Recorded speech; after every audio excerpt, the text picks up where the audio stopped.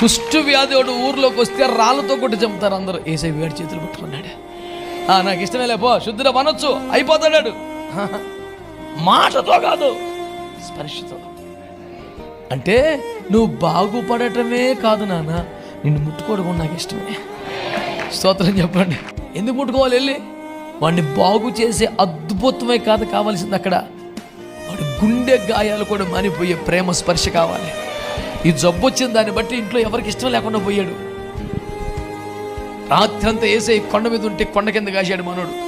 ఏసు కొండ దిగ్గాను, అయ్యా ఈ జబ్బులు ఎవరికి ఇష్టం లేకుండా పోయాను, నీకు ఇష్టమైతే అనగానే చేతులు పట్టుకున్నాడు. పోయి నిన్నెంతమంది అసహించుకుని నాకు ఇష్టమేనన్నా.